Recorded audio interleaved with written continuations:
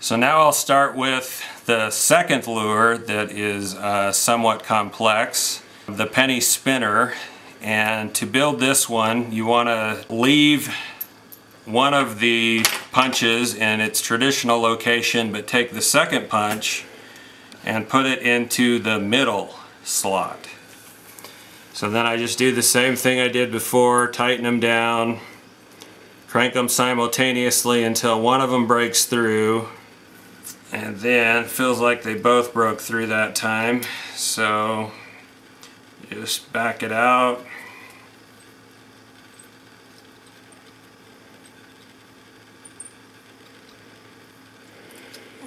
So for the penny spinner, you should end up with one hole in the edge and one hole in the center, just like this.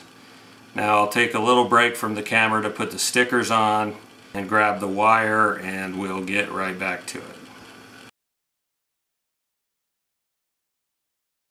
So the first thing you're going to want to do is put the eyelet of the barrel swivel through the easy to use split ring. And then before you pull it on, take the eyelet of the treble hook and put it on the extension as well. Then just push on the hook, and pushing on the hook will also push on the barrel swivel. So then at that point you just break off the extension, push up, push down. If that doesn't work, do it one more time, up and down. It'll break off. So now we have this configuration. A treble hook with a barrel swivel on the end of it. So now I will take the end of the barrel swivel, I'll push it through, and then the first thing you want to do is get a wire through the eyelet of the barrel swivel.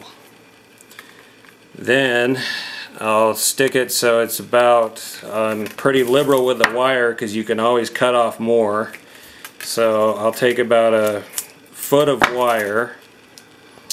Then I orient the penny so that the hole of the edge is facing me. So the first thing I will do is bend this side over so it's just on the left side of the barrel swivel. Should be almost touching the barrel swivel on the left side.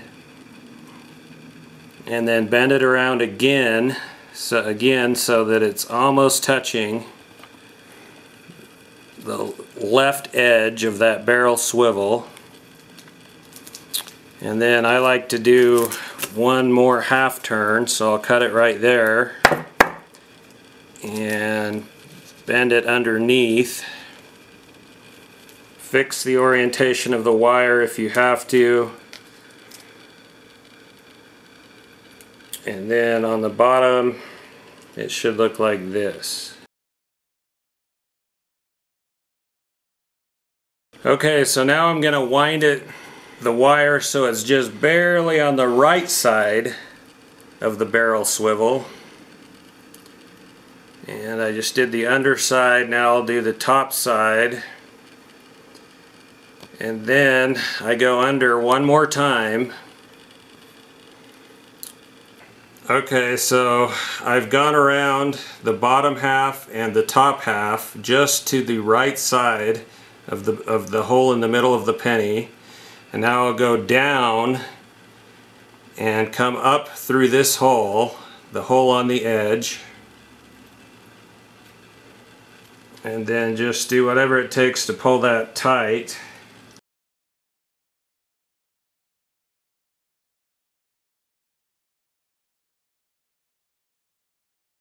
So from there it is the last step, and you want to give yourself only about an inch of extra wire room. So I'll start my loop about an inch above the coin.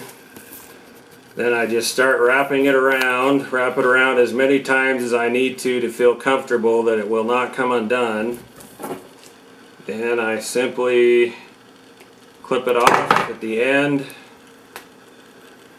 And from there, it's just a question of getting this wire on the right angle so that it will produce a good rapid spin in the water.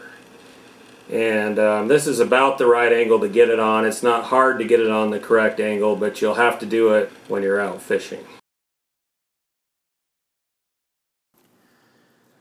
So now that you have the basics of the penny spinner down, I'm going to briefly go over some variations of the penny spinner. Now in this first photo you can see that I have a regular swivel there in black, then a barrel swivel, then a split ring, then yet another barrel swivel. And the reason why I have those 3 swivels there is because having more swivels will normally result in a faster, superior spin than having fewer swivels. So if you look closely at my second picture here, you'll see that we have the regular barrel swivel, the top portion of which goes through the hole of the spinning penny. And that barrel swivel is coupled to a split ring, and that same split ring couples to a second barrel swivel, and that second barrel swivel couples to a second split ring. And on the second split ring is the treble hook. Now the advantage of this design is twofold. Number one, it seems to allow the penny to spin faster. And number two, it seems like I miss fewer fish when the hook is hanging further behind the lure. So my last variation is similar to a store-bought inline spinner. You can see I've added a second trailing coin. That first of all produces a heavier lure, which allows for longer casts and a deeper retrieve. But also that trailing coin can produce some action of its own, as well as producing some shine and reflectivity. It also puts the hook further behind the spinning penny, which from my experience causes you to miss fewer fish.